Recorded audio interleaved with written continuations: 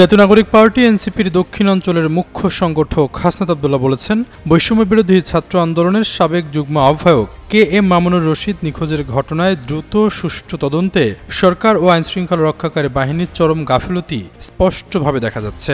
বৃহস্পতিবার সকালে ফেসবুকে এক পোস্টে তিনি এসব কথা লেখেন। তিনি আরও লেখেন, গত ৪৮ ঘণ্টারও বেশি সময় ধরে উত্তরা বৈষম্য বিরোধী ছাত্র আন্দোলনের সাবেক যুগ্ম আহ্বায়ক KM মামুনুর রশিদ রাজধানীর উত্তর এলাকা থেকে নিখোঁজ রয়েছেন। বিষয়টি একই সঙ্গে চরম উদ্বেগজনক এবং ভীতিকর পরিস্থিতি সৃষ্টি করেছে। ৫ আগস্ট পরবর্তী সময়ে প্রেক্ষাপটে এই ধরনের ঘটনা সম্ভবত এটাই প্রথম। তিনি আরও লেখেন, একজন নাগরিক হিসেবে রাষ্ট্র যেভাবে ন্যূনতম নিরাপত্তা নিশ্চিত করতে ব্যর্থ হয়েছে, সেখানে ঘটনা দ্রুত ও সুষ্ঠু তদন্তের সরকার ও আইনশৃঙ্খলা রক্ষাকারী বাহিনীর চরম গাফিলতি স্পষ্টভাবে দেখা যাচ্ছে। একই সাথে এমন সংকটময় পরিস্থিতিতে গণমাধ্যমের নীরব ভূমিকায় আমি গভীরভাবে শঙ্কিত।